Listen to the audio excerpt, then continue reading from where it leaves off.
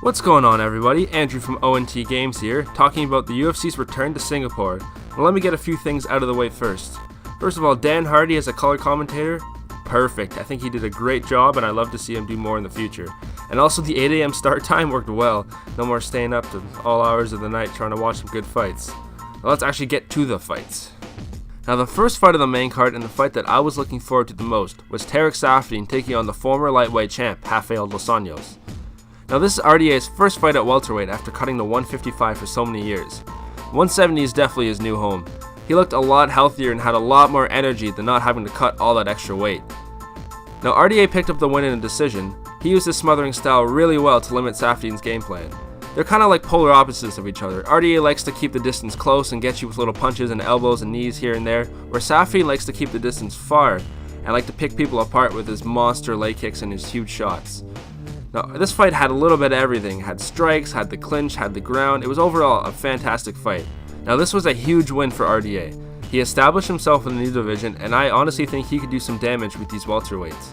The next fight was Dong Hyun Kim taking on Colby Covington. Now, this was not the fight that everyone expected. Now, with Covington talking a lot of smack over Twitter, and Kim just being that unpredictable, crazy fighter that can get you from anywhere, anytime, any place. Now, Covington picked up a decision victory at the end of it, but it just didn't have the fireworks that everyone thought. Now Colby had to push the pace to get Kim off his game, and he did just that.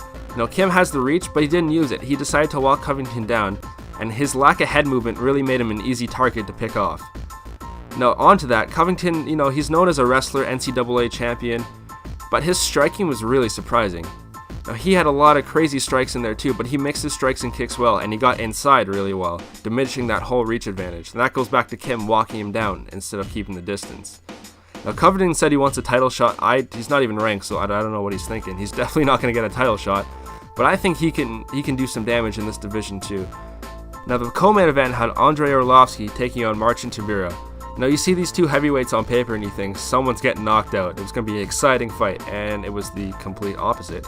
Tybura won by decision, and it just wasn't the fight that we expected. Out of the 15-minute fight, it was about 4 minutes of action in the first round, and that's it. Tybura had top mount for a while, just pounding away on Arlovski, and then for about 15 seconds, Arlovski had a good standing flurry at the end of the round, and that was pretty much it. Now, one thing I want to question is why Tybura didn't jump on Arlovski in the second round. He had him dead tired after the first round. You can only take a 300-pound guy pounding at your face for not too long before you get dead tired. He just didn't work enough in the second round. He probably could have finished Arlovski, and they pretty much just hugged it out. Now, you got to think this has to be the end for Arlovski. That's 5 straight losses in the UFC. I've always been a big fan, but I can't see him doing anything else. Maybe it's the end of his career, maybe not. I personally hope not. I hope to see him back and better, but yeah, this just wasn't a good fight. Now the main event had Holly Holm taking on Bethe Correia. Now this is a big fight for both ladies. They're both coming off losses. Holly hasn't won since she destroyed Ronda Rousey a few years back, and she's coming off a controversial loss where she got hit after the bell a lot. They both really needed the win. Now I thought the only way Bethe could win this fight if she closed the distance and just did her pitbull-like thing and attacked Holly, and Holly needed to do the opposite, use feints to set up her great counter-striking, keep the distance. Now both women are counter-strikers, and you could tell that in the first and second round. They're both kind of standing around waiting for the other to do something. The crowd was booing. The ref even stopped it at one point and told them, I respect your strategies, ladies, but you gotta do something, this is a snooze fest. And Holly took that to heart and kicked off Correia's face in the third round. It was a huge head kick KO. It almost looked like the Ronda Rousey KO, just kind of the other side of the head. Correia was being cocky, sticking her hands out, yelling at her, come on, hit me. Holly used a great feint and sent up that huge head kick, and yeah, well, she hit you, Correia, so you shouldn't be so cocky next time, It was just a great fight, I thought.